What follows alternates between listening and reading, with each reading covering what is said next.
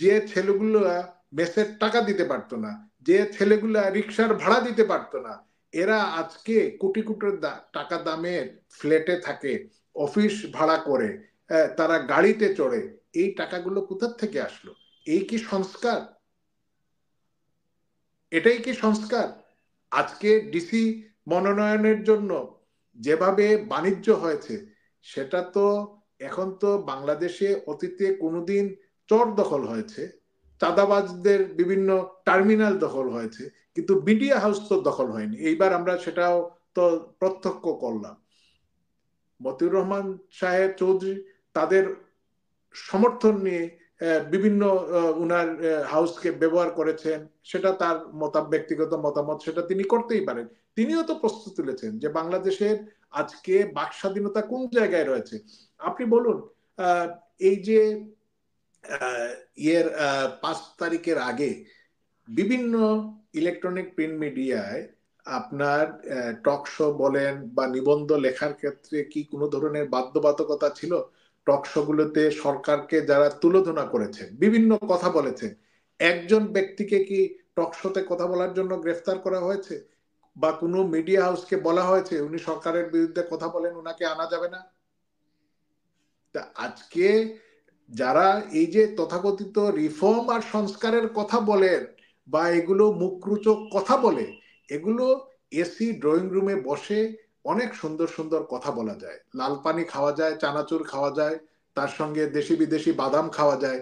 কিন্তু ধুলোবালি মেখে এদেশে রাজনীতি করতে হলে অনেক বাস্তবতা, অনেক কঠিন পথ অতিক্রম করতে হবে।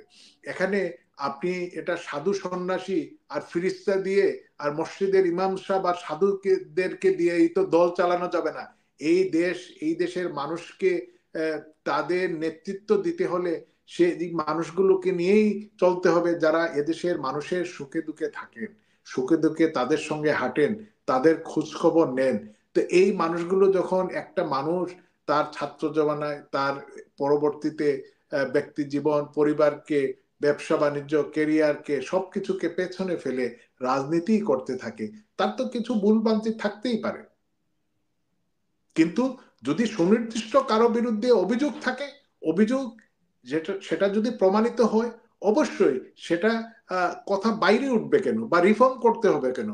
মানুষ তো পরিবর্তনশীল, মানুষ তো নিজেকে পরিশীলিত করে, সেটা সংগঠন হোক, মানুষ হোক, রাজনৈতিক সংগঠন হোক, সামাজিক সংগঠন হোক, নেতৃত্বের বদল হয়, একদল যায় আরেক দল আসে। তো এইভাবে ঢালাও ভাবে, মুখরোচক ভাবে যে মনোনয়ন বাণিজ্য হয়েছে, মনোনয়ন বাণিজ্য করলে যার ইচ্ছা দিলেই কি তিনি নির্বাচিত হয়ে আসবেন নাকি? তার সঙ্গে তো দলের নেতা কর্মীর, মানুষের একটা সম্পর্ক থাকতে হবে।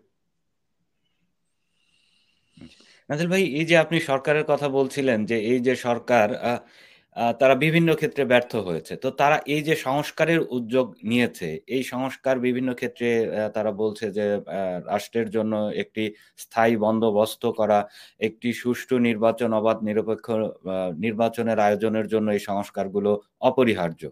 তো আসলে এই সরকারের অধীনে একটি সুষ্ঠু নির্বাচন আপনারা সম্ভব মনে করছেন কিনা?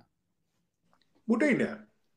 এরা তো ওই যে হিন্দি সিরিয়াল বলেন, বাংলা সিরিয়াল বলেন, আর টার্কিশ সিরিয়াল বলেন, এই সমস্ত জায়গা থেকে কিছু শব্দগুলো চুরি করে এনেছে। এগুলা তারা নিজেও কতটা বুঝে না বুঝে তারা এই সমস্ত গাল ভোলা বুলি ফেসবুককে বা সামাজিক মিডিয়াগুলোকে গরম করার চেষ্টা করে।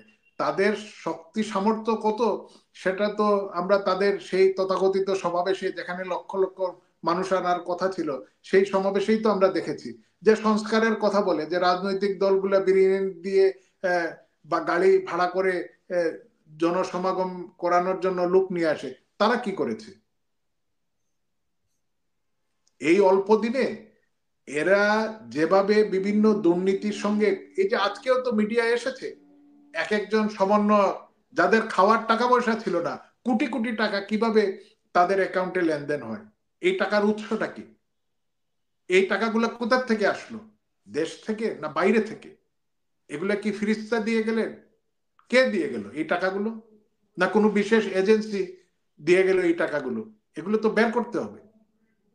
আপনি কি এই কথাগুলো দেশের কোনো মিডিয়ায় এখন সেই রিপোর্ট করা সম্ভব?